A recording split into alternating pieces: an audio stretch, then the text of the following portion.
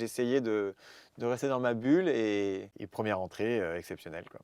Exceptionnel à quel niveau? Bah, tu réalises que quasiment 100% des gens qui sont dans la salle sont là pour toi. C'est hyper émouvant, mais voilà. Il y a des instants qui marquent une carrière pour toujours.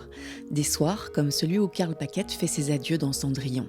Une salle entièrement venue pour lui, une émotion immense et la sensation unique d'être porté par le public une dernière fois. Dans cette seconde partie, Karl Paquette revient sur ce moment exceptionnel et sur ce qui l'a guidé après la scène. La transmission, le partage et son envie de démocratiser le ballet à travers mon premier ballet, La Belle au bois dormant, un format pensé pour les familles.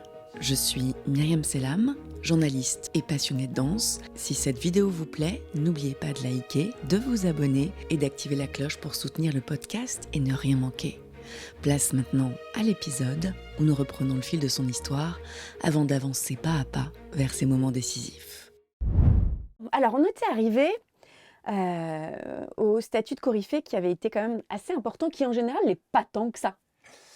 Alors, il n'est pas tant que ça, mais quand même, c'est une étape. En fait, on s'aperçoit que de quadrille coryphée, il reste 2 échelons de concours. Ça Mmh. va vite, entre guillemets, pour aller en haut de la pyramide. Et quand même, quand on est premier danseur, on s'aperçoit que premier danseur, c'est quand même un rôle dans la compagnie où on a accès au rôle de soliste et les rôles d'étoile. Donc, en fait, c'est aussi presque les piliers. Alors, ce n'est pas eux qui font rayonner l'opéra, bien évidemment, ce sont les étoiles. Mais le premier danseur est fondamental. Il est là, le remplaçant permanent. En tant que coryphée, du coup, tu n'es quand même que 2 grades en dessous, mais ça te permet potentiellement d'accéder à ces rôles de premier danseur. C'est rare qu'un quadrille qui rentre dans une compagnie ait accès à un rôle important. Oui.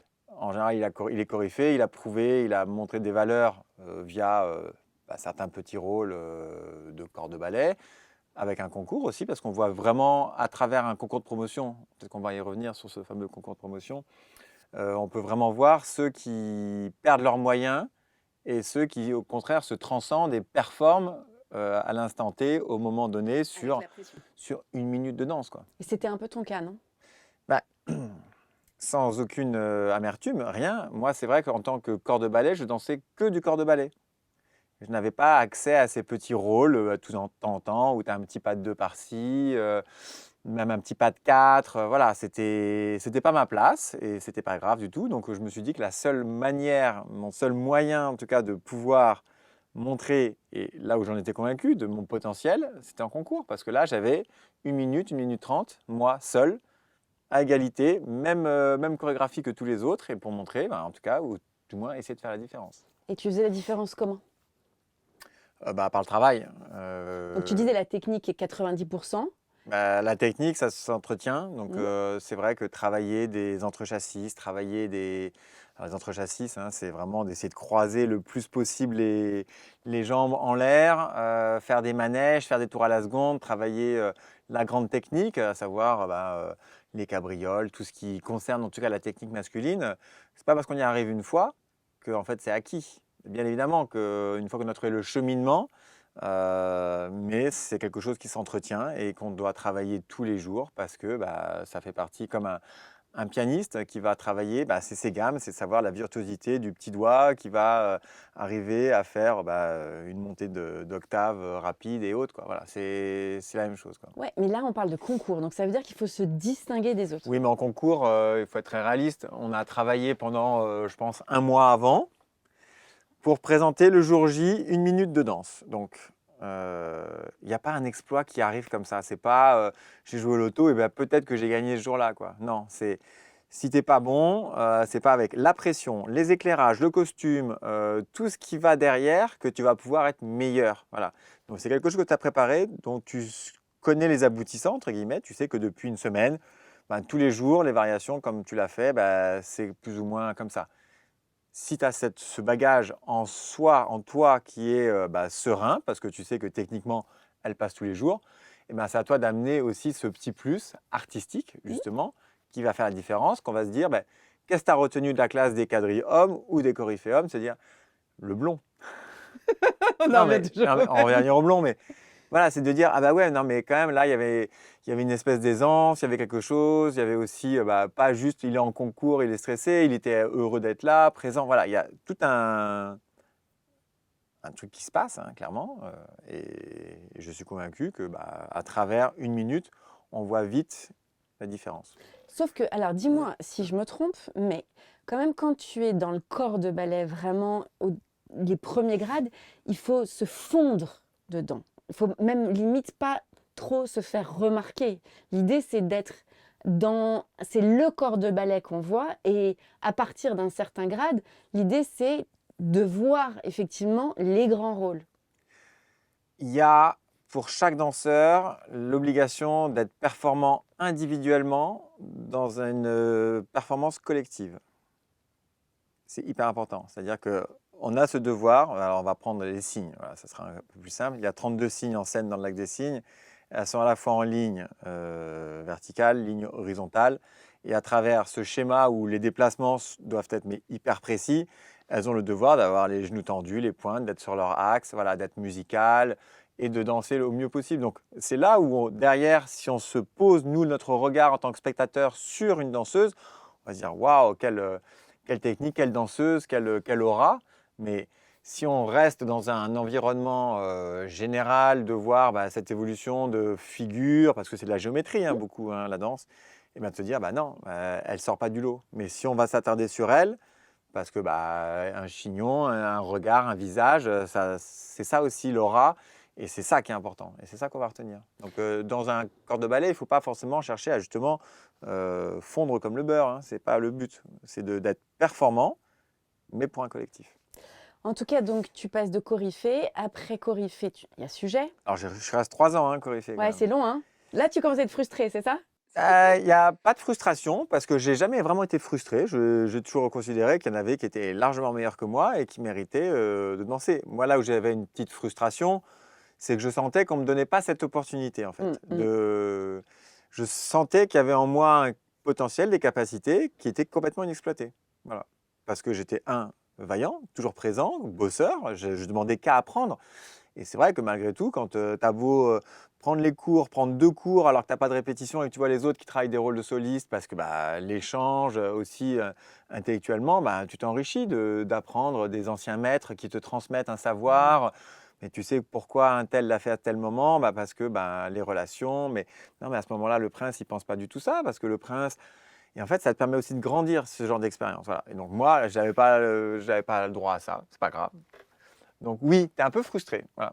Mais je veux pas dire que j'étais frustré parce que j'ai jamais mal vécu. Tu l'es pas.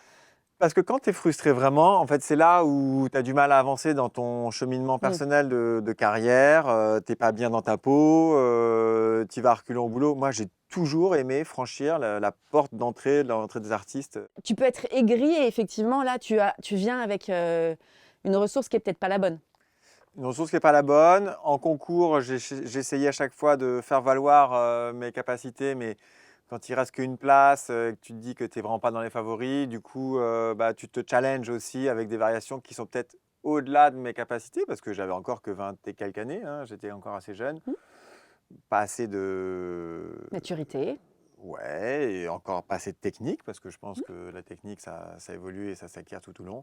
Voilà, j'ai fait des choix, j'ai pris des risques ratés, mais c'est pas grave. Et pour autant, je dansais quand même. Après, je devenais aussi quand même une personne pas référente, mais on me faisait confiance. Et on reparle de Patrice Barre. Je sentais clairement dans les distributions, il me disait non, mais t'es là parce qu'on a besoin de toi là, en fait. Voilà, donc... Et je le comprends mieux quand tu es directeur, parce qu'aujourd'hui, je suis quand même directeur d'un spectacle qui s'appelle Mon premier ballet, La Belle Dont au bois on va dormant. parler évidemment. Et c'est vrai que tu t'aperçois que quand tu fais une distribution avec certaines personnes, tu dis non, mais moi j'ai besoin de toi là, en fait. Même si tu considères pour toi que c'est peut-être pas le plus grand rôle, nous on a besoin de toi à ce moment-là. Et comme ça, on sait que ça passe. Voilà. C'est une question d'équilibre, en fait. Ouais, et quand on est en haut d'une pyramide, c'est comme un enfant que tu vois travailler dès le premier exercice. En 1 minute, tu vois vite s'il a compris cette espèce de coordination dans sa façon d'amener les exercices, le mouvement et autres. Donc voilà, j'étais encore un peu jeune, je ne voyais pas tout, je n'avais pas tous les aboutissants de ça. Et pendant 3 ans, Coryphée, j'ai quand même appris mon métier. J'ai quand même sérieusement appris mon métier. Je pense aujourd'hui que heureusement que j'ai fait ce temps-là aussi de corps de ballet qui me permet de comprendre ce que c'est un corps de ballet, parce qu'il y a des moments où on attend, il y a des moments où on admire, il y a des moments où on espère et on se transpose et on se dit, bah voilà, comment je le ferais si c'était moi et ça nous permet aussi d'y réfléchir, quoi. Ça, c'est hyper important.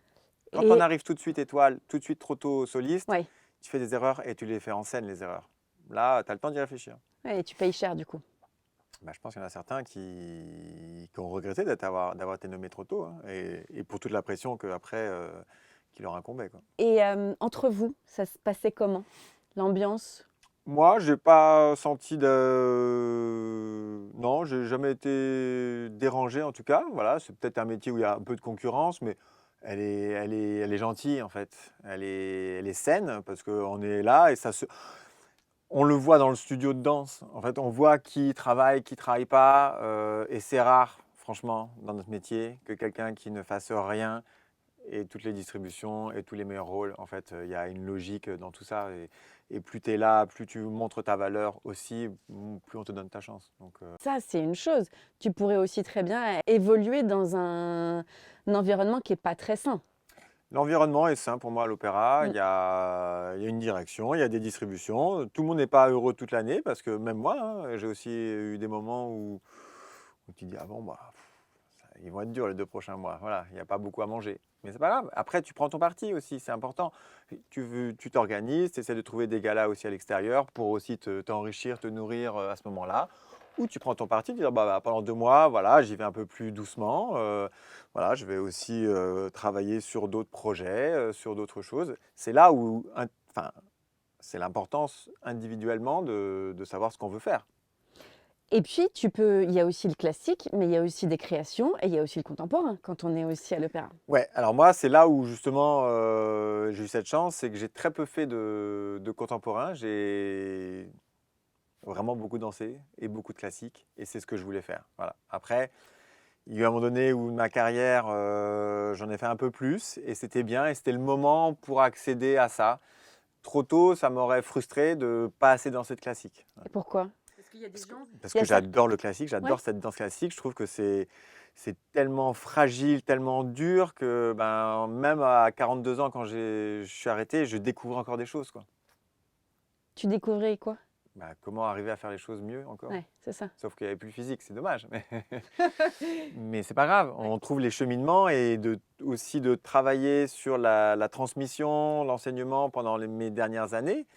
On s'aperçoit de choses qu'on a acquises parce qu'on les a tellement travaillées que c'est devenu un automatisme. On se posait plus la question de savoir comment le cheminement se faisait pour obtenir d'être droit, d'arriver à sauter encore plus, à ce que ça soit plus joli et autres. Et en devant transmettre, on se repose ces bonnes questions, se dire mais pourquoi ça ne marche pas sur lui, sur elle? Qu'est-ce qu'on peut apporter? Ah, mais en fait, il n'y a pas que ce cheminement-là. Ah, c'est marrant, parce que moi, on m'a appris que comme ça, mais ça marche aussi de cette manière-là. Ah, ok. Et c'est ça qui fait que la danse a évolué depuis maintenant 150 ans, vraiment sérieusement. On a vraiment vu cette évolution, quoi. Une évolution dans quel sens, justement? La danse classique, notamment. D'excellence, quoi. Quand on voit des vidéos d'il y a sans aucun... C'est pas pour les critiquer, hein, mais il y a 50 ans, il y a des fois on se dit waouh, ça se passait comme ça. Mais il y avait une énergie, il y avait d'autres choses, il y avait un spectacle vivant à ce moment-là. Mais depuis les Baryshnikov, Sylvie Guilhem et autres, ils ont apporté des choses tellement incroyables, quoi. Donc pour toi, plus on avance, plus on va vers l'excellence? Ah bah oui, il y a une recherche de performance physique. Avant, on voyait, et c'était très beau, mais les filles ne cherchaient pas forcément à faire des arabesques qui étaient si hautes qu'aujourd'hui. Et moi, le premier, je trouve que c'est tellement haut, les pirouettes ont été remontées, le pied est tellement plus haut, on a cette giration qui est vachement plus fine. Non, non, et c'est tant mieux. Mais ça se trouve, c'est des critères de mode, hein, comme les voitures, ça évolue. Voilà, peut-être qu'on reviendra dans une esthétique qui sera différente. Et peut-être qu'on est encore en évolution, c'est que le début, on est à l'aube de quelque chose d'encore plus grandiose qui va faire que peut-être que la danse classique sera accessible de tous, qu'un jour, cette danse classique, tout le monde voudra en faire, quoi. Ça ne sera pas juste quelques idées que c'est réservé à quelques privilégiés, quoi, Oui, parce que c'est encore l'image qu'elle a. malheureusement. Et justement, c'est un peu pour ça, mais on va en parler, que toi aussi, tu essayes, j'imagine, d'initier. Démocratiser de tout ça, ouais, de leur montrer que oui, il y a peut-être des préjugés encore, il y a peut-être cette idée-là que Mais il y a des moyens aussi et on doit faire en sorte que les institutions donnent un accès beaucoup plus facile à la danse classique, quoi. En tout cas, revenons au grade. Donc, coryphée, sujet, premier danseur. Non, mais parce que Alors, sinon, coryphée, non mais pendant la période de coryphée, il y a quand même un bon moment, Ah, un moment dans dément. ces 3 ans. C'est Sacre du printemps de Pina Bausch, quand même. Ah, raconte-nous. C'est un moment unique dans ma carrière parce que pendant 2 mois, pour le coup, je n'ai pas fait de danse classique. Eh oui. Et elle voulait 8 semaines de travail, 6 heures par jour, que ça. Et là, j'ai découvert un autre truc. Là, j'arrivais pas. Les mouvements, ça marchait pas. Dans mon corps, ça ne fonctionnait pas. Je voyais très bien qu'il y en avait d'autres qui étaient beaucoup plus à l'aise que moi. Elle m'avait quand même choisi, pas pour être l'élu, mais pour être dans la production. Voilà, je me sentais honoré de ça. C'était une grande dame, une Waouh. grande artiste. Ouais, ouais. Elle était comment, justement, très exigeante, j'imagine? Ouais, exigeante, mais pas méchante. Ouais. On refait, c'est pas assez bien. Voilà, il faut refaire. Bah, non, je vois pas le mouvement que je veux voir. Voilà, on refait. À l'époque, elle fumait en plus dans le studio, donc c'était un peu particulier, mais Une autre époque, et une autre une autre atmosphère. époque. Ouais. Et ça a été dément. Et je me suis aperçu de tout ce travail, de 8 semaines de travail, le jour de la première, où en fait il y avait une standing ovation dans la salle. J'avais jamais vu ça en fait. Moi, je n'avais jamais vu un public debout à une première. Bah oui, parce qu'en général, ça se fait pas forcément. Et c'était un truc incroyable. Ouais. Tu danses pieds nus dans la terre. T'as pas de préparation de maquillage. Pour la première fois de ma vie, j'allais en scène pas maquillée. Il y avait tout un truc de dingue, quoi. Enfin, c'était Pina Bausch, quoi. Et donc ça t'est resté. Ouais, c'est une bonne expérience parce que du coup, je me suis dit, ah ouais, il y a des gens, je veux développer le classique, je veux continuer, mais c'était une belle parenthèse dans tout ça. C'était Pas avec n'importe qui. pas avec n'importe qui. Donc, 3 ans de coryphée jusqu'à l'an 2000. 2000, tout est possible. Il n'y a pas eu de bug chez moi, en tout cas. À ce qu'on le sache. Ouais. Exactement. Et donc, si on va continuer un petit peu, tu arrives donc à un moment donné premier danseur. Quand tu arrives... Attends, je suis passé sujet aussi, c'est important. Ah, bah alors dis-moi, parce que Je suis resté 1 an sujet. c'est pas beaucoup. Non, c'est pas beaucoup. Mais la petite il y a quand même. Ouais, Mais j'adore, vas-y. J'ai fait 2 concours de suite. 1er janvier 2000, je suis encore coryphée. Genre mars 2001, je suis premier danseur. Pas Donc mal. quand même, en 1 an et quelques, il y a eu les 2 concours qui m'ont promu respectivement premier et second. Et là, c'est peut-être justement les 3 ans de coryphée qui ont fait peut-être que... Voilà, j'avais emmagasiné, j'avais atteint aussi une cote de confiance personnelle de me dire, mais tu sais ce dont tu es capable en fait. Et là, il faut le montrer. Je suis monté donc sujet. En tant que sujet, j'ai quand même eu accès à quelques petits rôles. Voilà. Pas assez, parce que dans une classe de sujet, je voyais très bien qu'il y en a qui dansaient beaucoup plus que moi. Et alors, pour l'anecdote, je me suis quand même inscrit au concours pour monter premier danseur. Et au bout de quelques jours, je voyais très bien comment ça allait se goupiller. Je me suis dit, mais non, en fait, c'est pas... Non, ça va pas marcher. Ça sert à rien que je passe le concours. Je vais être frustré de ne pas monter. Moi, si c'est pour être 3e, il n'y a que 2 places. Non, ça sert à rien. Ils savent comment je danse, donc non, je ne vais pas me présenter. Et à cette époque-là, la personne avec qui j'étais m'a dit, attends, tu te réinscris, sinon moi je te quitte en fait. Oh la vache! Donc, j'ai pas Attends, hésité. c'était une danseuse? Oui, j'ai pas hésité. Et du coup, Attends. je me suis représenté D'accord. à ce moment-là. Et là, je me suis dit, non, alors, si tu présentes le concours, c'est pour être premier ou second. En fait, il n'y a pas le choix, il faut que tu montes. Et donc, j'ai réfléchi, je me suis dit, quelle variation me correspondrait le mieux? Quelle variation serait le plus impactante dans un choix, tu vois, où tu as une variation imposée, une variation libre et tout ça. Et du coup, j'ai pris la variation de Esmeralda, pas de 2. Et là, j'ai mis tout ce que je savais faire, techniquement parlant, on va dire. Là, tu jouais et ton couple et ta place. Ah, je jouais beaucoup de choses, ouais.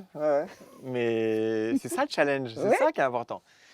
Et du coup, j'ai tout donné. J'ai joué le jeu de je passe un concours, je suis vraiment outsider de chez outsider, et je suis monté. Waouh. Voilà. Par la petite porte, mais en même temps, là, j'ai découvert qu'il y avait un nouveau monde. C'était d'être premier danseur. C'était waouh. Genre, le plus que j'avais fait, c'était le rôle de Bernard et Béranger dans Raymonda. Mais bon, tu as quand même d'autres rôles au-dessus. Donc, c'était vraiment un couple de binômes.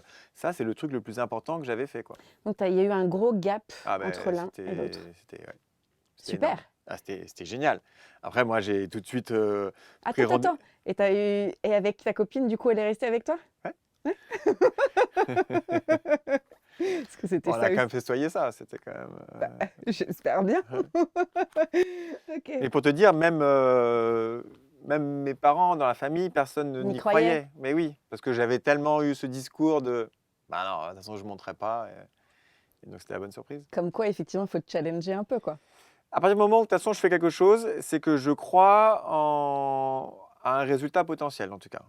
Ça, c'est une évidence. Et encore aujourd'hui, tu vois, d'avoir monté ces spectacles-là, c'est que j'y croyais. J'étais convaincu il y a un truc qui va plaire, qu'il y a une demande, qu'il faut faire évoluer certaines choses. Bon, est-ce qu'on peut passer donc de premier danseur? Alors, premier danseur, j'y suis resté 8 ans. Hein. Ouais, ça c'est hyper long pour le coup. Bah ouais, Mais c'est bien. alors, Puisque comme tu dis, t'as ton niveau, c'est un niveau intermédiaire ou de toute manière intermédiaire. C'est même pas vrai, j'ai je jamais redis. autant dansé qu'en tant que premier danseur. J'ai jamais autant dansé en scène que premier danseur. Ah ouais. J'avais à la fois accès au Bon. rôle de soliste Mhm. et au rôle d'étoile. Parce qu'un soir, je pouvais très bien être Hilarion dans Gisèle et le lendemain Albrecht finalement. Donc pareil dans Rothbart, toi 2007, je faisais Rothbart et le Prince en alternance. Quand tu réalises, tu dis une étoile, elle vient, elle fait ses 2-3 spectacles et basta. Moi, j'avais le plaisir d'être là en alternance, de faire des rôles, parfois des rôles qui sont peut-être moins importants, mais que tout d'un coup, tel chorégraphe a besoin de repères. Dans Don Quichotte, il m'est arrivé sur une série d'avoir trois rôles, par exemple. Wow. Tu danses le gitan au deuxième acte, tu fais Espada, qui est un peu présent dans tout le ballet, et Basilio. Dans une même production, je faisais 3 rôles. Donc tu connaissais les 3 rôles. Mais moi, ça me. Et oui, mais ça c'est rien. Mais... Ah bon, c'est rien. Non, mais c'est comme un comédien qui connaît son texte, on le connaît. Mais ce que je veux dire, c'est que un soir, tu vas faire le gitan, le lendemain, tu es Espada, finalement, peut-être qu'un soir, tu vas rien faire, et puis après, tu es Basilio, et puis après, tu reviens sur le surlendemain, tu es à nouveau le gitan. Et c'est génial d'être en scène tous les soirs. T'emmagasines aussi cette joie, cette énergie de spectacle. Sans compter les moments où tu remplaces finalement toi. Et les moments challengés un peu plus, hein, où tu remplaces, où tu as un peu plus de temps, et tu vas aussi à l'étranger et tu vas danser des rôles qu'on ne t'a toujours pas donnés à l'opéra. Donc aucune frustration, c'est parfait. Tu te fais la main, tu t'apprends une autre version, tu dis ah ouais. Et après, quand tu t'aperçois que tu vas le redanser à l'opéra, tu te sers aussi de cette expérience passée, te dire ah ben non, voilà, je vais rebâtir un personnage autour de ça parce que je l'ai travaillé de cette manière, mais en fait ça me plaît pas, c'était dans cette version-là. Moi, je le vois plus par rapport à mon physique, par rapport à ma danse, comme ci, Et comme puis ça. travailler avec d'autres chorégraphes. Non, mais c'est hyper enrichissant. Moi, c'est à partir du moment où, de toute façon, on va être très honnête, où je suis monté soliste, premier danseur, oui, je ne pouvais pas espérer mieux que ça à l'Opéra de Paris. Même, je serais resté, et je le dis en toute sincérité, hein, premier danseur toute ma vie, j'aurais fait une carrière parfaite. J'aurais pas eu de frustration. Je pense qu'il y en a peut-être certains qui disent ah j'ai pas été étoile ou quoi qu'est-ce, mais ça n'enlève rien à leur talent. C'est des danseurs sur qui on a compté pendant toute une carrière et qui étaient des magnifiques danseurs. Après c'est le ratio chance. Il y a des petits détails dans la vie qui te permettent finalement d'être étoile et ça m'a souri. Justement, qu'est-ce qu'il y a ce petit détail là? Un 31 décembre. C'était, je reprends mes notes, 2009. C'était magique. Ma directrice m'a dit après que suite à une de nos conversations, il y a eu un élément aussi qui a été déclencheur où elle m'a vu différemment à partir de ce moment-là. Ok. C'est... Et donc je pense qu'elle m'a testé pendant 1 an. Et en effet, le 31 décembre, j'étais nommé. Enfin, je m'y attendais pas vraiment. Tu vois, j'étais monté premier danseur avant certains qui sont montés donc premier danseur après moi, qui sont passés étoiles bien avant moi, parce qu'il y avait une logique. Quand tu vois des Mathias Eman et autres, c'est normal que ces danseurs-là atteignent le firmament bien avant moi. Et moi, je dansais quand même, pour l'anecdote, 4 spectacles de Casse-Noisette, le 20, 22 décembre, 31 décembre et 2 janvier. Tu vois, j'avais 2 partenaires différentes. J'avais 2 premiers spectacles avec une partenaire et les 2 derniers avec Dorothée Gilbert. Et puis, je sais pas, j'ai croisé Manuel Legris à ce moment-là, dans un couloir, qui me dit « Tu fais quoi, toi, Noël ?» Je fais « Je suis là, je fais le Casse-Noisette, je danse le 20, le 22, 31. » Il me fait « 31 ?» Puis il me dit comme ça, tu vois, rapidement, il me dit « Écoute, Moi, le 31 décembre, Brigitte Lefebvre, elle m'a toujours dit, je vends des étoiles. Et il me raconte son anecdote qu'un jour, Agnès ou José, un des deux, était blessé pour un 31 décembre et qu'ils avaient fait appel à Aurélie et lui pour danser, remplacer le couple, parce qu'elle vendait des étoiles le 31 décembre. Voilà, et il me dit ça comme ça. Je dis, écoute Manu, regarde, ça fait 8 ans que je Tu suis... l'attendais même plus. Non, mais franchement, tu vois, j'étais pas dans cette Dynamique, démarche-là. là. Ouais, exactement. Et voilà. Et donc, nouvelle partenaire, Dorothée. Donc, il faut quand même une petite répétition en scène. Le 30 décembre, Justement, moi j'aimerais juste, avant que tu me racontes ça, quand tu passes quand même d'une partenaire à une autre, il y a quand même des adaptations, c'est complètement différent. Tu vois, j'aimerais bien savoir c'est comment. différent. Chaque fille est différente, mais c'est à toi de comprendre ce que doit faire la fille.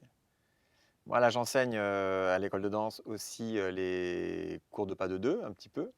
Et je leur dis aux garçons, vous devez savoir, mais par cœur, dans le détail, le mouvement de votre partenaire pour comprendre ce dont elle a besoin pour l'aider.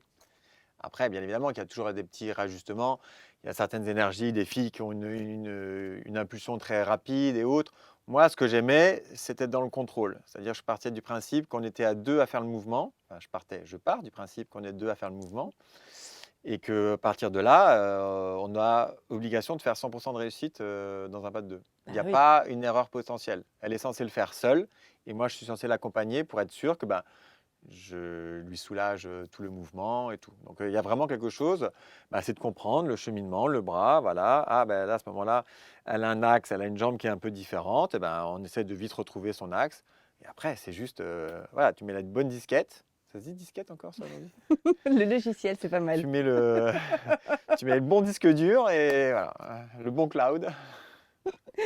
Parce que quand même, effectivement, quand t'as pas forcément les mêmes gabarits. Ah c'est sûr que tu le vois, même c'est rôle, ça dont je te parle. je vais te parler d'un de mes premiers rôles. Donc je fais Phébus dans Notre-Dame de Paris et j'ai en alternance dans le pas de 3 avec Frollo, c'est Marie-Agnès Gillot et Claire-Marie Osta.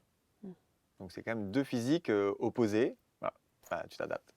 En plus, quand t'es appelé comme ça à remplacer au pied levé, il faut quand même. Non, mais parfois, alors quand tu es au pied levé, c'est différent. Mais par exemple, quand tu sais que tu as deux distributions, tu vas répéter avec les deux filles. Oui, donc- non, mais ça c'est normal. Moi, je te parle de quand même le fait que tu remplaçais des fois Ouais. et que donc il fallait aussi avoir cette, Il faut y penser. cette Il faut... disquette. Hein. Et puis après, c'est là où justement, quand je dis c'est travailler au cours de danse ta technique, je pense qu'aussi toute l'expérience que tu engranges en spectacle, en gala, on va dire, à l'extérieur, où tu fais des spectacles qui sont valorisants, hein, je ne tiens pas à dire que ce sont des petits cachetons, mais tu t'aperçois que de t'habituer rapidement à travailler avec une nouvelle partenaire, tu es dans la réflexion, tu es obligé de comprendre la manipulation. Après, moi, j'ai eu des bons exemples devant moi. Il y avait toute une génération, José Martinez, Nicolas Le Riche, Manuel Legris, Laurent Hiller.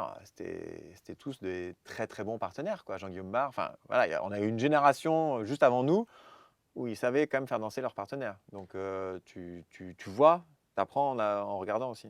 Et ça t'est déjà arrivé d'avoir un souci, un vrai souci en scène? Non, Jamais. non. Franchement, c'est un premier spectacle où tu as une défaillance, mais non, j'ai pas de souvenir de me dire qu'il y a eu un problème en scène parce qu'on a eu un souci de partenariat. Il y a juste une anecdote. Allez.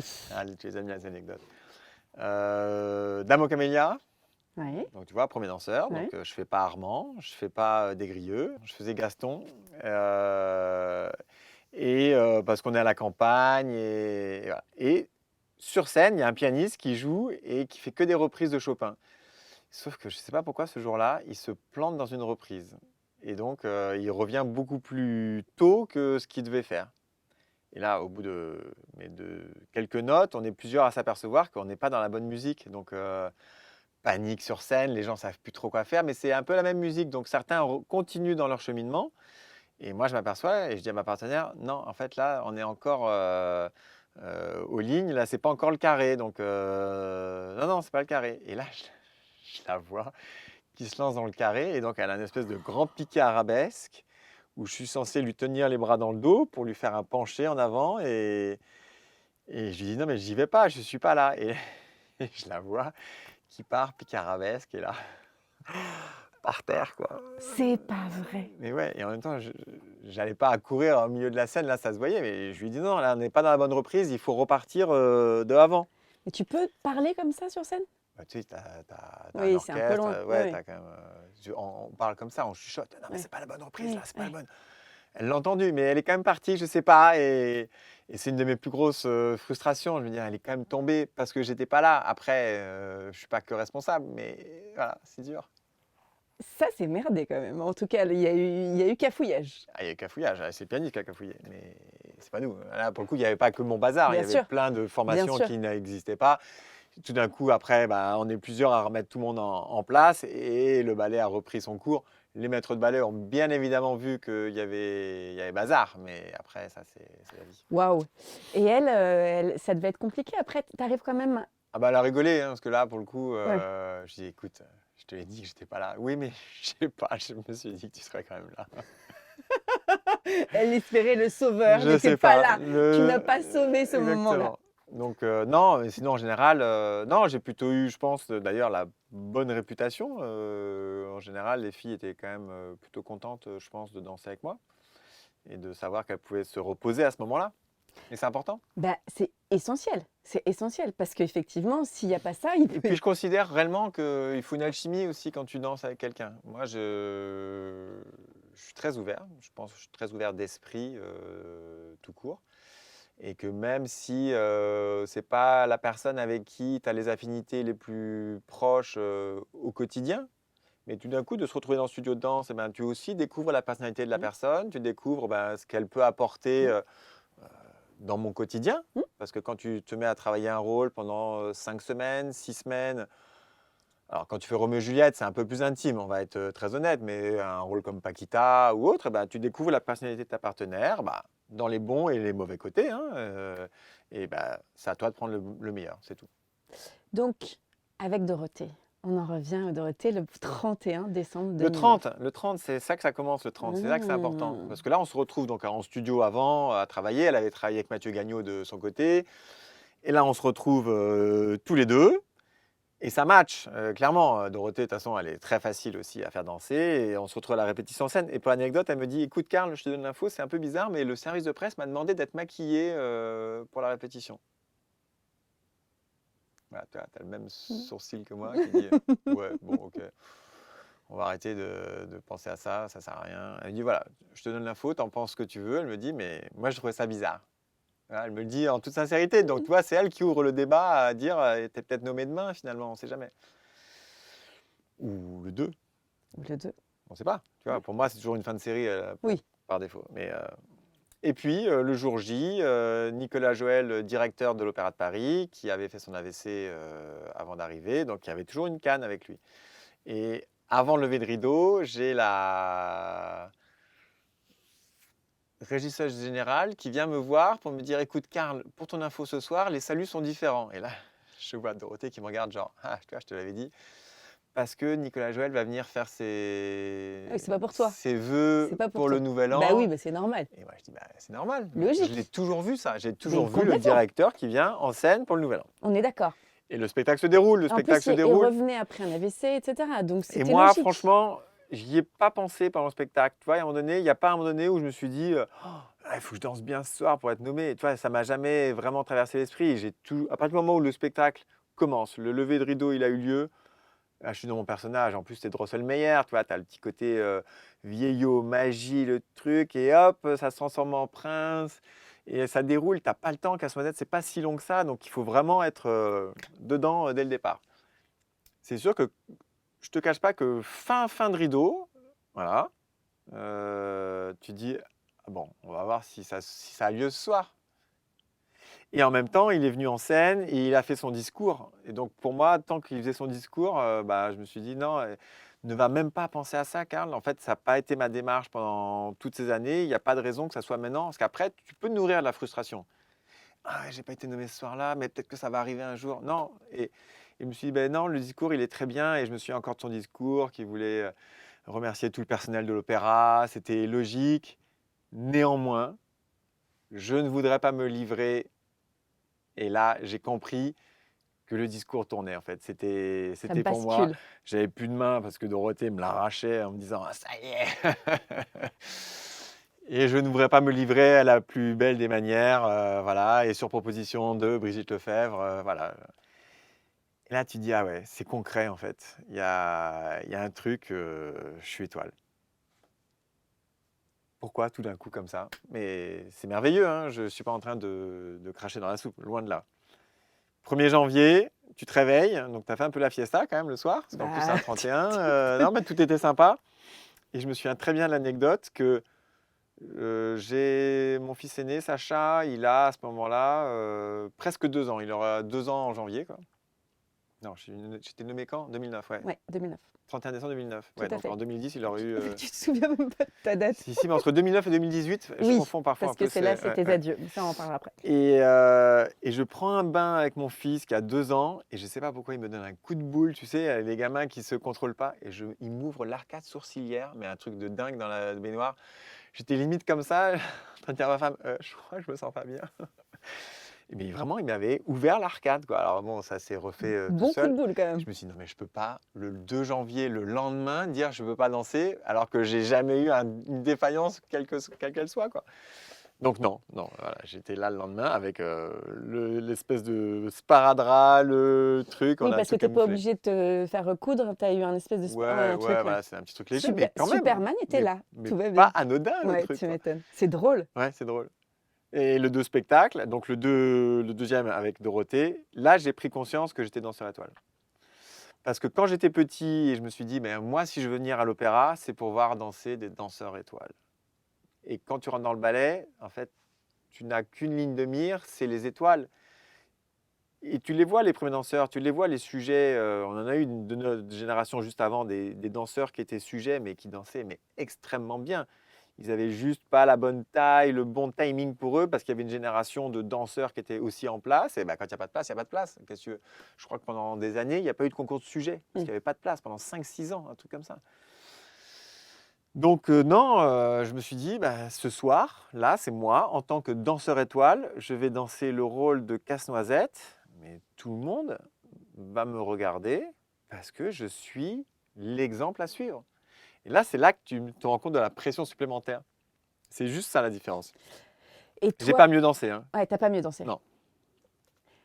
Mais tu avais la pression quand même pour essayer de. En Mais- général, ça te réussit bien quand même. Oui, oui, mais j'ai été sincère. Tu vois, je n'étais pas en train de me dire, il faut que je prouve quelque chose. Je me suis dit, bah, tu continues à faire ce que tu dois faire et tu vas encore progresser.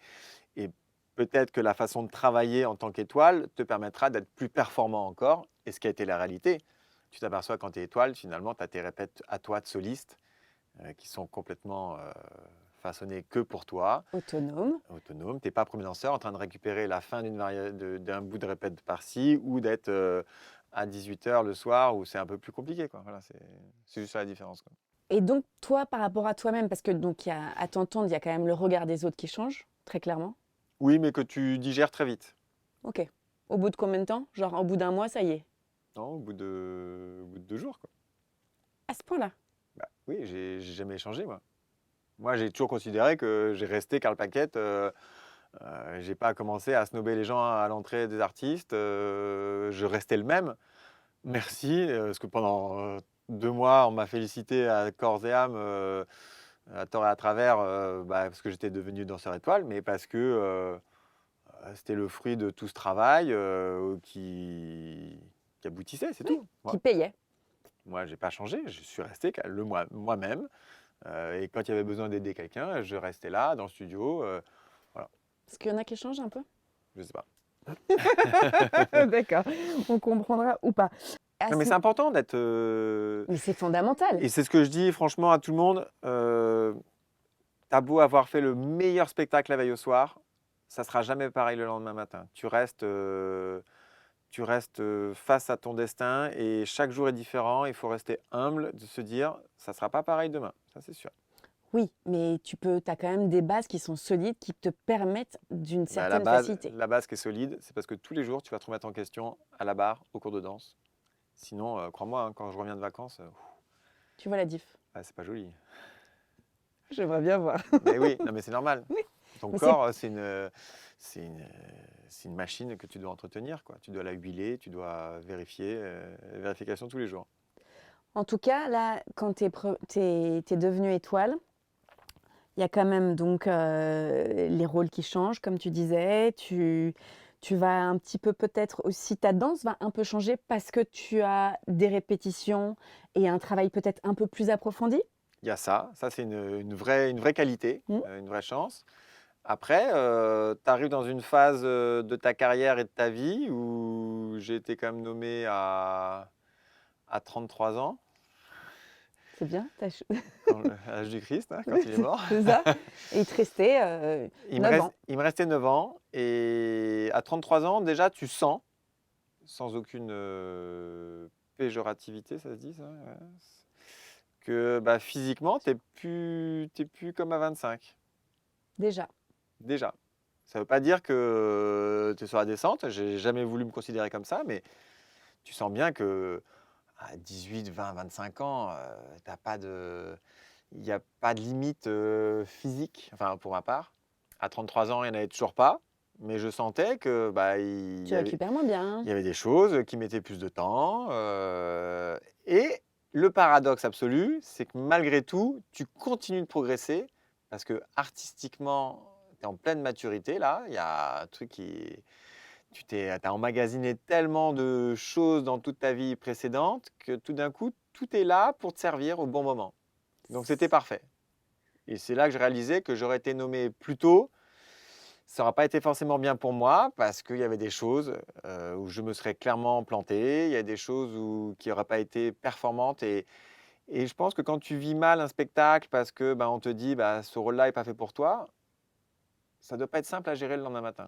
Parce que tu sais très bien qu'il y a eu 2000, 2700 personnes à Bastille ou un peu moins à Garnier, mais qui t'ont vu, qui t'ont dit ouais, enfin moi, lui, dans ce rôle-là, j'ai pas aimé, quoi. Je ne reviendrai pas forcément le voir, quoi.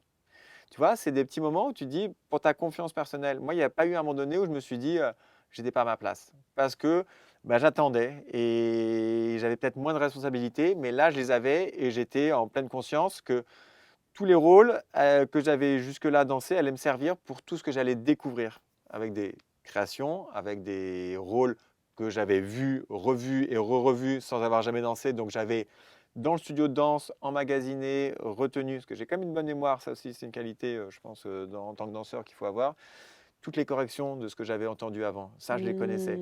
Et tu arrives dans le studio de danse, en fait, il y a des chorégraphies que je connaissais quasiment par cœur. Parce que j'étais à côté, je faisais les rôles à côté. Donc tu sais très bien, tu vois, j'ai commencé à danser les rôles de Armand, Onegin, tous ces rôles-là. Onegin, il y avait Onegin, il y avait, comment il s'appelle, son rival. Et moi, je faisais. Putain, j'ai du problème avec les noms là ce soir. Moi, de toute façon, je suis hyper mauvaise pour les prénoms. Donc, Bref, et je faisais le troisième rôle quand j'étais premier danseur. Et ce qui était très bien, c'était un gros pas de deux. Mais il est là un peu tout le temps, donc tu as le temps de regarder les autres danser. Mais quand tu regardes les autres danser, moi, j'analysais, j'enregistrais. Et quand on m'a dit, tu vas faire Onegin, il y avait des choses que je connaissais déjà quasiment par cœur. Après, tu peaufines et donc le travail, il va beaucoup plus rapidement, quoi. à t'entendre, tu as vraiment récolté tous les fruits Ouais. quand tu es devenue étoile, quoi. Mais parce que je prenais aussi ce temps en amont de m'y intéresser, surtout. Oui, c'est pas toujours le cas. Et puis, il faut avoir aussi la disponibilité. Parce que déjà, il faut d'abord apprendre ton rôle bien. Oui. On est d'accord. Ça, c'est sûr. Mais j'apprends plutôt vite et Oui, c'est ça. j'ai une bonne mémoire. Donc ça... Oui, c'est peut-être une de tes qualités Merci aussi. papa, merci maman. La génétique, tu vois, j'ai pas été blessé, le cerveau marchait bien. Bon, peut-être que Et ça, des fois, rendons à César ce qui leur appartient. c'est ça. Et puis, les gens ont peut-être aussi des fois tendance à croire que voilà, être danseur, c'est juste être quelque part, être un athlète, tu vois. Danseur, il y a des excellents danseurs, mais il faut pas être une étoile filante, c'est tout. Non, mais réellement, il y a eu des vrais grands danseurs, mais sans travail, tu ne dures pas. Oui. Et c'est grâce au travail, et j'en suis convaincu, mais ce n'est pas que le métier de danseur, c'est grâce à ça que dans la longévité, tu performes. Et donc, tes parents ont quand même, tu penses... Bon, ils m'ont donné une bonne génétique, hein, clairement. Là, c'est pas que mon travail. J'ai jamais eu une seule entorse, j'ai jamais eu un souci physique quand même. Si, Après, t'as eu l'arcade. oui, non, mais après, à partir de 37, 38 ans, j'ai commencé à voir les ischios, tu vois, qui étaient un peu plus courts. avoir des petites douleurs aux ischio-jambiers, mais c'est pas pour autant que, tu vois, ça t'empêche de faire des choses. Donc toi, tu ménageais jamais ton corps? Bah, et plus je dansais, mieux je me sentais. Waouh! Ça, Mais c'est... encore aujourd'hui, hein, j'ai 48 ans, bientôt 49. T'as dit quoi? J'ai pas entendu. Et bien même encore aujourd'hui, tu vois, de m'entraîner tous les jours. Et là, on va arriver dans une série de spectacles où je travaille donc moi du lundi au vendredi avec mes élèves. Donc je me prépare aussi pour donner le cours. Et le samedi, dimanche, le spectacle. Donc je fais une barre quasiment tous les jours. Et c'est là où je me sens le mieux physiquement. Incroyable. Moi, j'ai pas besoin de drogue, hein. J'ai besoin d'un cours de danse. Et crois-moi, on se sent mais tellement bien après. Toi, c'est ton médicament. Ah, mais c'est un super médoc. Ouais. Bah, ça veut dire que quand même, tu vois, quand tu disais que au départ la danse, t'étais pas complètement sûre, c'était quand même pour toi, quoi. Ouais, ce dont j'étais sûr finalement, c'est qu'il me fallait quelque chose de physique. Je pense que, de toute façon, tout le monde le dit, hein, il faut cette dépense physique, même intellectuellement, pour se libérer et régénérer le cerveau. Mais j'étais convaincu que je ferais quelque chose de physique, quoi. En plus, je vivais dans un milieu très intellectuel. Fils de normalien, c'est quand même dur de faire sa place. Mon frère, il a merveilleusement réussi, mais Oui, voilà. comme tu disais, c'est lui qui a fait, il a Ouais. ouvert la voie. Donc toi, Ouais. t'avais Non, mais il pas. était brillant aussi, donc Ouais. ça aide. Mais, Ouais. voilà. Ouais. D'accord. Bah, toi, t'étais brillant d'une autre D'une autre manière. manière. Tu étais étoile. Et j'ai eu le soutien familial justement pour y arriver. Donc ça, c'était parfait. Et Voilà. ça, c'est énorme. Parce que c'est pas toujours le cas, effectivement. Ah non, c'est important de le noter quand même. Complètement. Moi, je voudrais savoir aussi, certains danseurs m'ont dit que ce qui était aussi des fois le plus difficile, Ouais, c'est finalement, qu'est-ce qu'elle va me sortir? ouais, c'est quoi? C'est de ne rien faire et d'être présent finalement. Est-ce que c'est quelque chose que tu partages? D'être présent en scène ou d'être présent D'être présent en scène. C'est-à-dire que des fois, quand tu es en mouvement, c'est facile finalement, mais que des fois, le rien faire, c'est plus compliqué. Est-ce que tu es d'accord avec ça ou pas? C'est dur, ouais, je suis d'accord. Ouais. Mais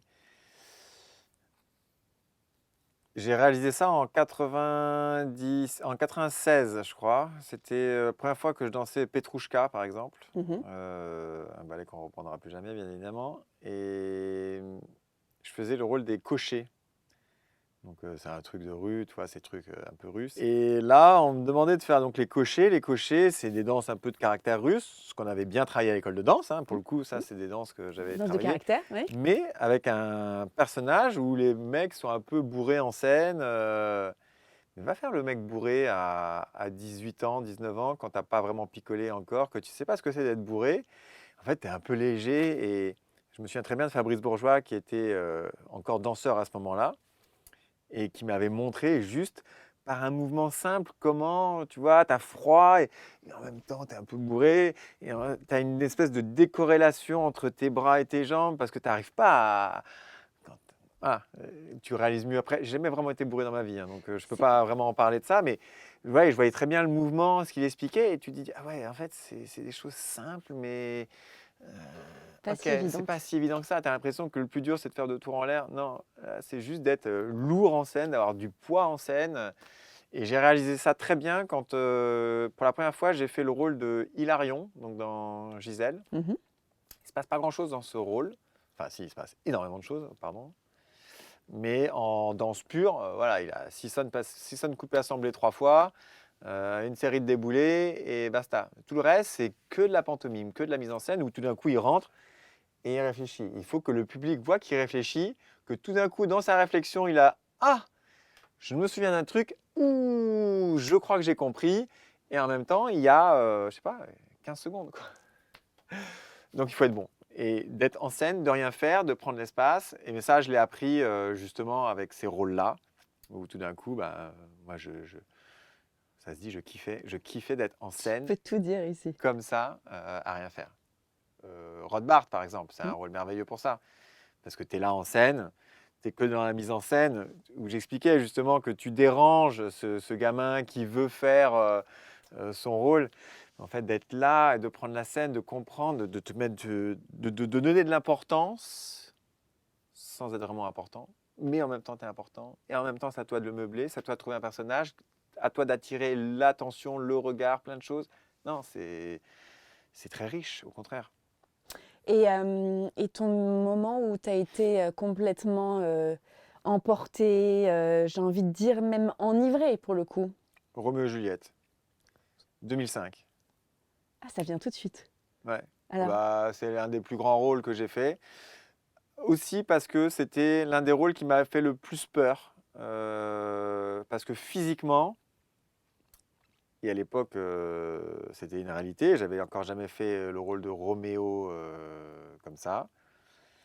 Dans la version de Nureyev, il est extrêmement difficile. Tu attaques avec une variation, puis une deuxième. Puis, enfin, en fait, t'enchaînes jusqu'à l'arrivée du fameux pas de deux du balcon, qui est quand même extrêmement difficile. Déjà, quand tu le fais juste dans un extrait en spectacle, rien que celui-là, tu dis, pff, on ne peut pas faire autre chose, quoi. Tu vois, quand même, tu vas un peu à reculons.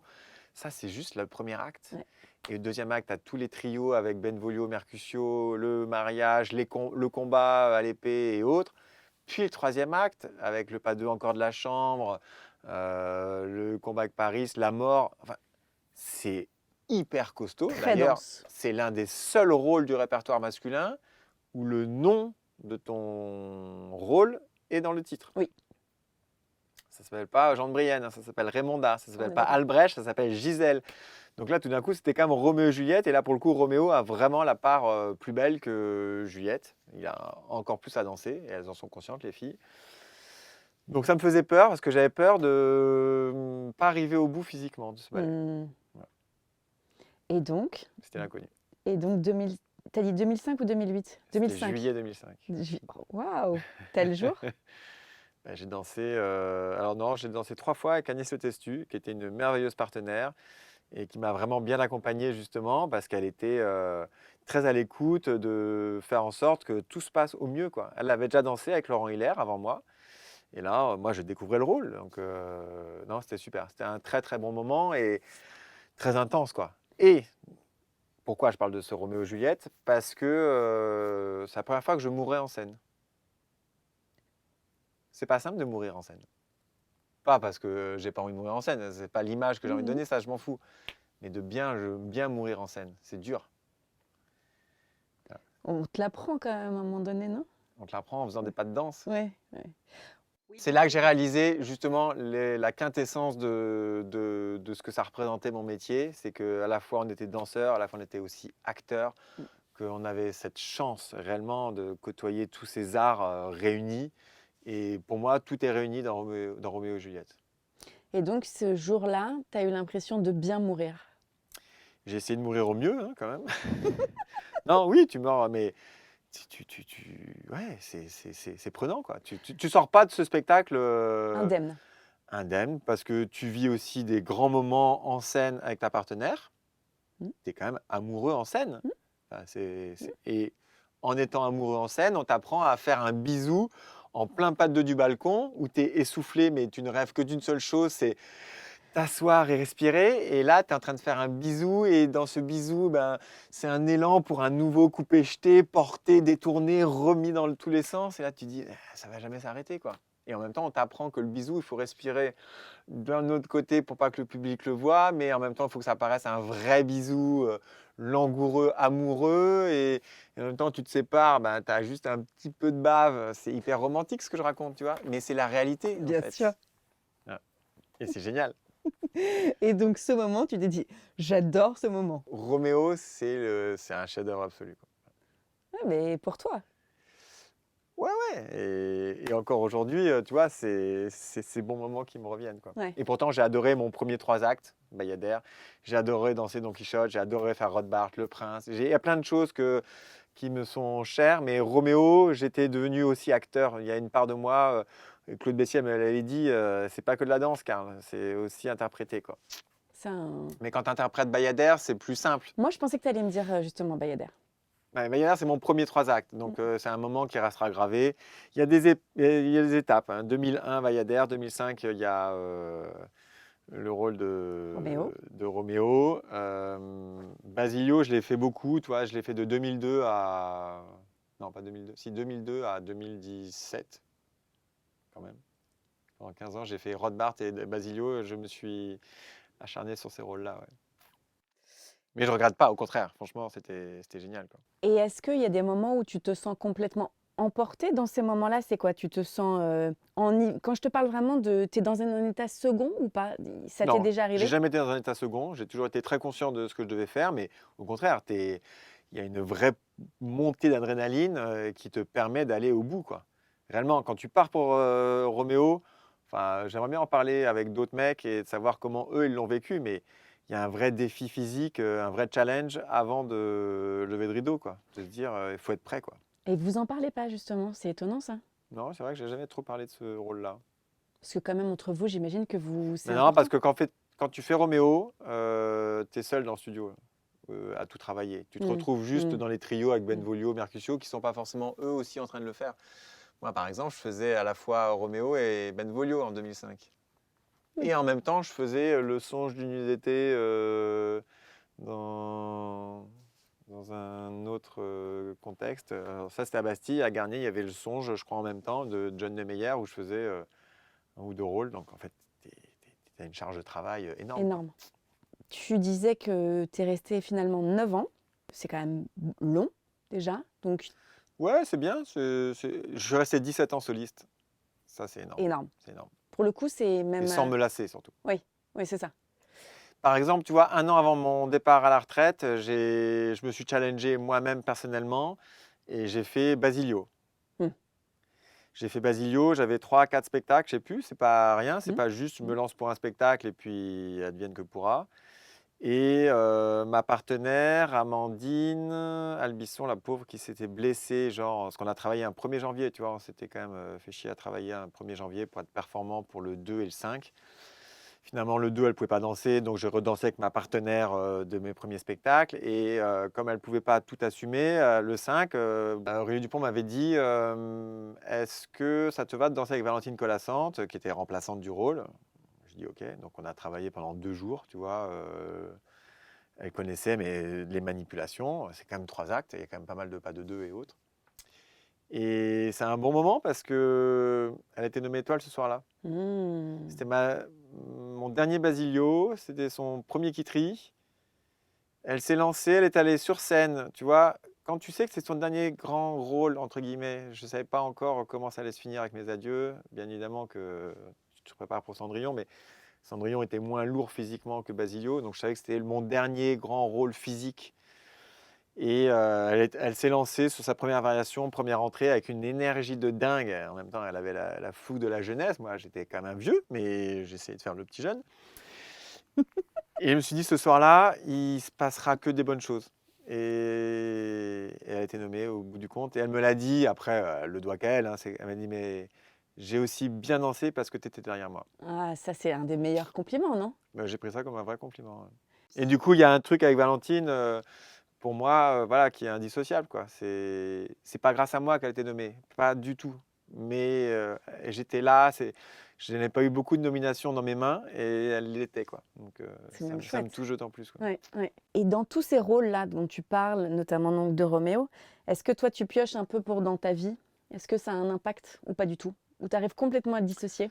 Non, ça a un impact réellement. Je pense qu'il y a des choses que tu veux danser aussi à un moment donné parce que tu es prêt psychologiquement, intellectuellement, comme tu veux l'entendre, pour le faire à ce moment-là. Quand on a fait la création 2014-2016, je ne sais plus, Chant de la Terre avec John Nemeyer, j'étais aussi prêt et disponible à ce moment-là pour faire une création plus néoclassique et c'était super. Mais parce que j'étais à ce moment-là dans une phase aussi de ma vie où j'étais papa, que tu prends aussi de la maturité clairement avec l'évolution de tes enfants Normal. et tout correspondait. Donc non, il faut savoir se nourrir réciproquement de tes moments de vie personnelle avec tes moments de vie professionnelle. Moi, ce que je voudrais savoir, c'est est-ce que ces rôles ont... Ah, si tu veux dire que si derrière... ça te permet d'évoluer toi en tant que personne? Oui, forcément un petit peu. Forcément. C'est aussi le travail et les rencontres du moment. Je ne vais pas te dire que parce que j'ai dansé Roméo et Juliette, que le lendemain, tout d'un coup, j'étais devenu Shakespeare. Hein. Ça se saurait. Ça se saurait, on est bien Non, d'accord. mais Non, mais bon, tu vois ce que je veux dire? mais c'est Non. de toucher et d'incarner. Le fait que tu C'est joues, ça. tu vois, Ça m'a tu fait joues un rôle. grandir, ça m'a fait prendre conscience de plein de choses et de me dire, ouais, il y a un travail à faire de réflexion sur juste l'interprétation. Et c'est peut-être aussi pour ça qu'après, j'ai adoré faire ce rôle de Hilarion. On en reparle, mais tu arrives, je peux me lever d'ailleurs, ouais.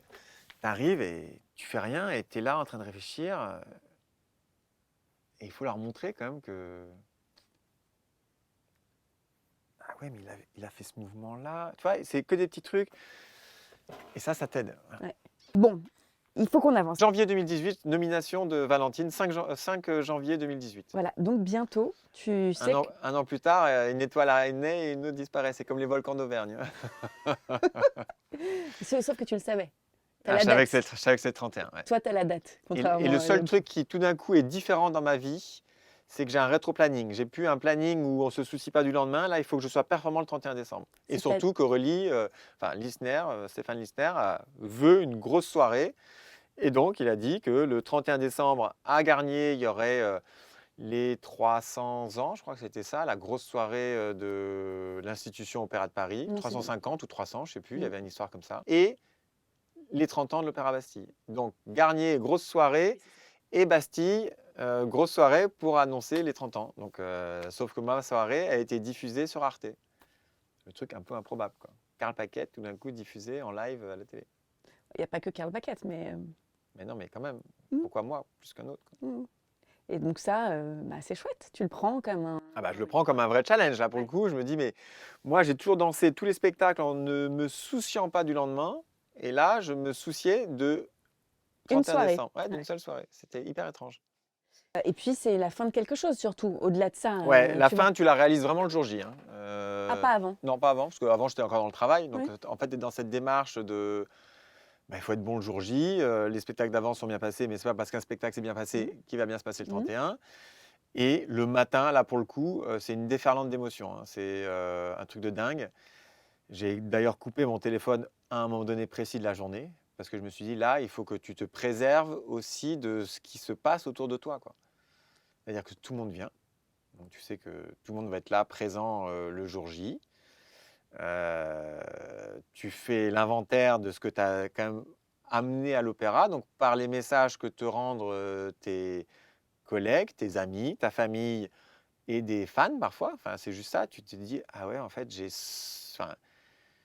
j'ai ouvert plein d'émotions, plein de bonheur, j'ai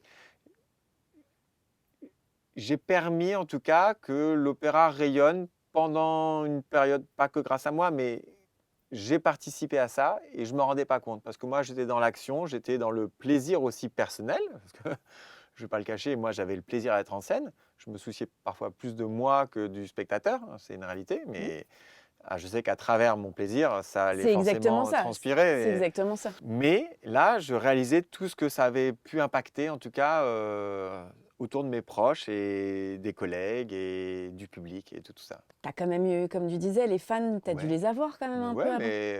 Mais c'était super spectacle. Ouais, mais il y en aura d'autres. Enfin, tu vois, j'étais pas dans cette démarche, puis il n'y Mm. avait pas que moi. Mais là, tout d'un coup, je réalisais que certains me disaient, mais moi, je venais à l'opéra, en fait, c'était pour vous voir danser. Ah bon? Pourquoi moi? Il y avait tellement de stars avant moi et il y en a eu tellement après que pourquoi moi? Ben non, parce que avec vous, il y avait une émotion, il y avait. Et tu peux pas expliquer. Moi, je suis allé voir à des concerts parce que j'aimais cette personne-là et d'autres, ils sont allés voir d'autres personnes. C'est comme ça. On peut pas tout expliquer dans la vie, heureusement d'ailleurs. Et Mais- donc ce matin-là, tu réalises que non, c'est trop d'émotions et donc il faut que je me protège. Donc je suis parti très tôt de la maison, parce qu'il y avait tout le monde à la maison en plus, donc la famille. Je dis non, non, mais je ne veux plus voir personne. Je suis parti, j'ai mangé, je suis resté dans une espèce de bulle. Et même là, en arrivant à Bastille, c'était dur, parce que tous les gens, Karl, et en fait, même là, émotionnellement, c'est dur, quoi, parce que je réalisais qu'il y avait plein de gens qui pleuraient aussi, parce que c'était des larmes de joie, mais c'est pas anodin, quoi. C'est pas rien. Tu arrives dans ta loge, tu as ton habilleuse qui a tout refait la loge, tu te dis, attends, mais on peut juste se concentrer sur le spectacle, quoi. Et en plus, Cendrillon, tu as le temps de rentrer en scène. Hein. Ouais. Tu as tout le premier acte, tu n'as rien à faire, donc tu as tout un décalage. Mais je suis arrivé encore plus tôt que pour un spectacle normal et je dansais 1h15 plus tard qu'un spectacle normal. Donc j'ai beaucoup traîné et je me protégeais. J'essayais de rester dans ma bulle et première entrée exceptionnelle, quoi. Exceptionnel à quel niveau? bah, tu réalises que quasiment 100% des gens qui sont dans la salle sont là pour toi. C'est hyper émouvant, mais voilà. Ouais, t'en es ému, quoi. Ouais. Ouais. Ouais, c'est chouette. Et donc tu rentres, ça se fait pour les spectateurs, auditeurs. C'est deuxième acte. Cendrillon est arrivé parce qu'il a quand même transposé l'histoire de Cendrillon dans les studios hollywoodiens des années 20. Cendrillon va devenir grande actrice d'un film qui va devoir se tourner sur les studios, mais qui est un peu pourri quand même, a priori, le film.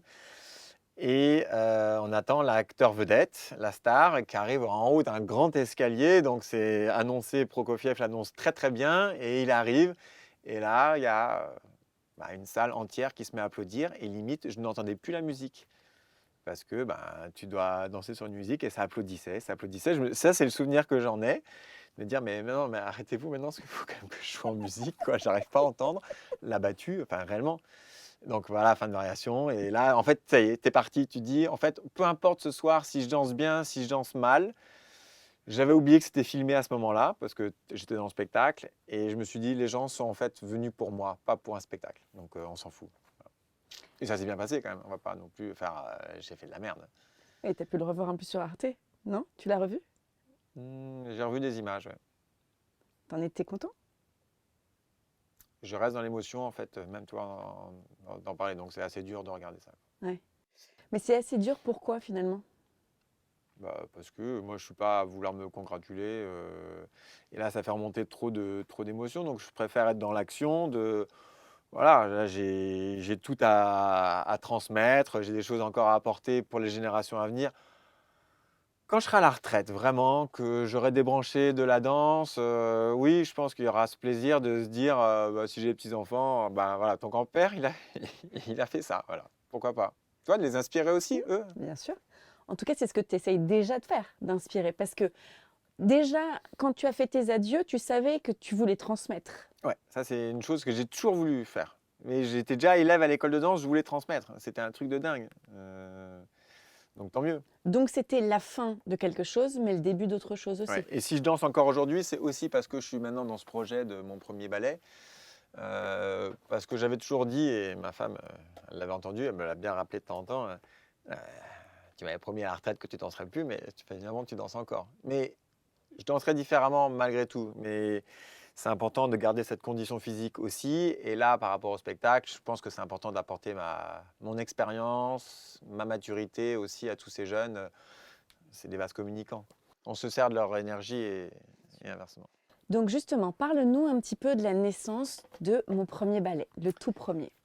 Alors, le Lac des Cygnes, donc ça sort un an après mes adieux. Donc, en même temps que je suis en train de préparer mes adieux, je suis aussi déjà en train de préparer ce spectacle-là où j'ai démarché Sandrine Mouras qui travaillait chez TF1 Spectacle en présentant aussi ce projet de dire, mais voilà, moi j'ai deux garçons, alors un plus que l'autre parce qu'il était plus jeune, mais qui s'endort à un spectacle. Quand je danse et que je suis le prince ou le soliste en scène, même ma femme, elle n'arrive pas à le maintenir éveillé. Voilà, il s'endort et c'est comme ça.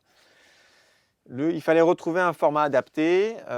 J'étais archi convaincu et je le suis toujours parce que Fabrice Bourgeois est un très grand chorégraphe, méconnu du public parce qu'il n'a pas eu cette opportunité, cette chance. Mais franchement, aujourd'hui, quand je vois ce qu'il est capable de faire, c'est un vrai génie. Alors moi, il me dit non, je suis pas chorégraphe, je suis metteur en scène. Ça me va très bien. Voilà. Et je lui ai dit, écoute Fabrice, j'ai une idée de ça. Est-ce que si ça se fait, ah ouais. Et puis, bon voilà, comme Fabrice il est très enthousiaste parce qu'il aime la danse, il est comme moi, il est très généreux, il n'est pas avare de travail. Donc, on visite Mogador. Mogador, le théâtre Mogador, je trouve ça exceptionnel, presque trop grand par rapport à mes petites ambitions. Je n'avais pas cette idée-là. Et juin 2019, TF1 me recontacte en me disant, écoute, c'est réglé, il y a 26 spectacles. La première, le 30 novembre 2019, 26 spectacles de mon premier Lac des Cygnes. Allô Fabrice, c'est concret. Et là, du coup, voilà, on a tout mis en action. Il a écrit pendant tout l'été la chorégraphie. Moi, j'ai préparé les auditions pour la rentrée, pour trouver des danseurs, pour faire en sorte que le spectacle y naisse, quoi. Mais le Lac des Cygnes, il est né en 4-5 mois. Waouh! Ouais. Incroyable. Rappelle-nous un peu pour les auditeurs qui ne connaissent pas, c'est quoi le concept? Mon premier ballet, c'est donc plus pour des enfants. Non, c'est pour la famille. Excuse-moi, la famille. Non, mais c'est important Tu as parce que raison, tu as raison. on a adapté en effet les horaires où on danse. Le spectacle a lieu à 11 h le samedi et le dimanche Ou 14h30. pendant les vacances scolaires. Voilà. Mais c'était vraiment pour que les enfants, bien évidemment qu'on s'adresse à eux, que ce soit accessible, mais un enfant ne vient jamais seul au spectacle. Complètement. Et donc il fallait trouver cet équilibre pour qu'à la fois l'enfant il comprenne l'histoire, qu'il en profite, et que les parents En profite aussi. ne se fassent pas Oui, chier on est à ce d'accord. spectacle. Et donc, on était d'accord avec Fabrice. Nous, on défend les valeurs de la danse classique. Voilà, on voulait, le cadre était posé. Ce n'est pas une simplification, c'est une réduction pure. Le Lac des Cygnes, ça dure 4 actes dans la version qu'on connaît tous. Nous, on en a fait 2 fois 40 minutes. C'est ça. Donc, ce qui était compliqué, c'était de faire des vraies coupes franches dans la musique, parce que tout le monde connaît la musique du Lac des Cygnes, mais on ne pouvait pas mettre les grands signes. On avait aussi une histoire de budget. On n'avait pas des budgets extensibles tant que ça. Donc, on avait, à ce moment-là, 15 danseurs en scène. Et il fallait jongler avec 15 danseurs. Pas facile. Pas facile. Pas Et on y facile. est arrivé. Après, c'est aussi souvent, et ce dont je m'aperçois, c'est dans la contrainte qu'on trouve aussi des solutions positives. Donc, on a rajouté une petite narration, quelques petites narrations, Une voix off une voix off qui explique aussi au au public. public qui ne connaît pas et qui n'a peut-être jamais vu un spectacle, pourquoi et comment et qu'est-ce qui s'est passé et qu'est-ce qu'ils vont redécouvrir et pour être sûr qu'ils sont dans la bonne dynamique. Et c'est vrai que ça marche. Et ce sont les chorégraphies originales. C'est tout sorti du cerveau de Fabrice Bourgeois qui écrit tout sur papier et c'est extraordinaire à voir parce qu'il fait même des dessins et il a vraiment cette conception de la chorégraphie et c'est hyper beau. Et moi, donc, je suis à la fois le directeur artistique de ce projet, je suis à la fois le danseur, je suis à la fois l'assistant du chorégraphe. Voilà, j'essaye de faire le lien entre toutes les interventions. Tu es un peu le chef d'orchestre. Et en fait, J'aime pas être chef d'orchestre parce que ça veut dire que c'est moi qui dirige. Ouais, c'est pas. Tu diriges pas. On est plusieurs, c'est un une équipe. groupe, c'est une équipe et c'est ça qui fait que ça marche aussi parce que je suis convaincu que c'est le groupe qui fait l'union qui fait la force, quoi. Et comme tu dis, ça permet de démocratiser et de rendre accessible, Exactement. que ce soit des enfants, mais aussi à un public qui a peut-être pas envie de rester 3 heures à l'opéra. Et la première année, quand on a fait donc ce Lac des Cygnes en 2019, avant que le Covid stoppe tout, on faisait des rencontres avec le public à la fin. Et je me souviens très bien d'un moment donné où il y a un monsieur, il était jeune, il avait 75, 85 ans, je ne sais pas, à peu près. Je ne vais pas dire vieux parce qu'après, quand je reste à cet âge-là, je vais pas dire que je suis vieux. Il était très jeune, 75 Il était jeune ans. et il m'est tombé dans les bras en pleurs. Et je dis, waouh, ça va, vous allez bien? Il fait, c'est mon premier ballet. Et il me dit, c'est parce que le titre, mon premier Lac des Cygnes, je me suis permis de venir voir pour la première fois de ma vie un ballet. Et il était rempli d'émotions, il avait adoré. Peut-être qu'il est revenu voir les autres spectacles après, mais je ne faisais plus les rencontres. Mais peu importe, je me suis dit, waouh, c'est gagné. Ce n'est pas un enfant qu'on a réussi à émerveiller, c'est aussi un public qui a certainement vu d'autres spectacles, qui a quand même vécu, tu vois. Et c'était ça qui était pour moi la plus belle victoire. Un enfant, quand il rigole dans la salle, bien évidemment que tu sais qu'il est conquis, que ça va faire son effet, que si l'enfant est content, les parents le seront aussi. Mais quelqu'un qui vient, qui fait cette démarche-là, qui n'est pas déçu, et en plus qui en pleure, c'est pas anodin, ça veut dire que ça fait naître quand même des émotions. Et après, on va quand même être un peu honnête. Fabrice est un tel génie que le spectacle est réussi, c'est sûr. C'est pas du tout grâce à toi. Non, pas forcément. Ouais. Moi, je ne suis pas chorégraphe, donc je rends à César ce qui appartient à Fabrice. J'espère qu'il va l'entendre. Et après, on a quand même Nolwenn Clairet, qui est une artiste peintre, qui a fait des décors mais absolument merveilleux. Qui fait la scéno. Qui est accompagnée par Xavier Ronze, qui est aussi maintenant, qui est maintenant à la Comédie Française, qui est responsable de tout l'habillement à la Comédie Française et qui a dessiné depuis le début tous les costumes. Donc, il y a une belle équipe, quoi. Ouais. Et la voix off, on va quand même le dire, c'est Clément Hervieux-Léger, quand même. On s'est retrouvés de nos premiers cours de danse dans le conservatoire du 15e arrondissement a enregistré la voix off, là, il n'y a pas plus tard que 15 jours, à la Comédie Française. Voilà. Donc, La classe. et c'est lui donc, que l'on entend tous les soirs et qui amène et qui donne la bonne parole. Ouais, c'est exactement Voilà. ça. Et donc, tu fais Lac des Cygnes, Casse-Noisette, et là, La Belle au Bois dormant. Je réalise d'autant plus que La Belle au Bois dormant, c'est un monstre sacré chez Disney en plus. ah bah oui, pour les enfants, Je vais être c'est- très honnête, Ouais. je n'ai toujours pas vu le Disney, le dessin animé. What? What? Exactly. Je crois que je ne suis pas très Disney dans mon éducation. Je crois que mes parents m'ont pas. C'était plus des Tom et Jerry, des trucs très anglais en fait qu'il fallait que je Ouais, regarde, moins American. moins américain. Et du coup, j'ai pas ce schéma moi de La Belle au Bois dormant dans ma tête. Mais l'autre jour, j'ai écouté une émission sur France Inter et il parlait de 92 et c'était notamment l'ouverture de Euro Disney et le symbole de ce château de La Belle au Bois dormant derrière. Évidemment. Et en fait, ça paraît limpide, mais c'est vrai que La Belle au Bois dormant, c'est Disney aujourd'hui. Ah oui. Non, mais je ne me rendais pas compte à ce point-là que La Belle au Bois dormant a une importance. Nous, dans le jargon danse pur, c'est un des grands ballets qui peut être un peu poussiéreux, on va dire. Parce qu'il est extrêmement long. Tchaïkovski l'adorait, parce qu'il trouvait que c'était le plus accompli en lui, mais aussi le plus long. Il n'avait pas aimé son Lac des Cygnes, parce qu'il trouvait que ça ne marchait pas. Le Casse-Noisette, il était un peu déçu, parce que ça restait pour lui une histoire de Noël et que ce n'était pas convaincant. Et au contraire, il avait trouvé avec Petit Pas un vrai chorégraphe avec qui il a travaillé de symbiose pour créer cette Belle au Bois dormant. Et il en a rajouté, il en a rajouté, il en a rajouté pour te dire que le prologue, juste le prologue de Tchaïkovski tel qu'il est écrit, c'est la durée de notre ballet à nous. Waouh, 2 fois 40 minutes. 2 fois 40 minutes. Enfin, 1h20 de prologue. C'est énorme. Et toi, tu vas aussi danser dedans. Et Aïe, pas, aïe, aïe. et pas, Attention et pas n'importe qui, ça va être génial. Alors c'est une grande première pour moi et j'en suis honoré et fier parce que Fabrice me fait confiance aussi là-dessus et je vais faire la fée Carabosse. C'est ça. Donc je vais avoir une vraie robe, j'ai un vrai costume qui est dément. Je ne peux pas tout spoiler mais il est dément mon costume. Et j'allais dire à Fabrice, écoute, parce qu'on a aussi un problème d'équilibre budgétaire, on ne peut pas avoir autant de danseurs qu'on veut. Bien sûr. Et aussi au deuxième acte, je fais une petite intervention et je fais faire le pas de deux du loup et du chaperon rouge. Oh. Donc j'ai un sacré masque de loup. Je ne peux pas tout dire parce que j'aime bien garder un peu cette C'est normal. Il faut y aller pour... ce secret. Ouais. Mais en tant que fée Carabosse, le principe de la fée, c'est qu'il y a de la magie. On est d'accord. Mais elle, c'est la Carabosse. Mais il y a aussi de la magie. Voilà. Je ne peux pas tout dire, mais il faut D'accord. que les gens, Mais il y a de la magie. faut que les gens découvrent Ok. plein de Non, choses non, sur non, place. mais bien Mais sûr, il faut y on est aller. obligé de donner les ingrédients, mais pas la recette. Non, non, Voilà. complètement. Et toi, tu y prends beaucoup de plaisir, du coup?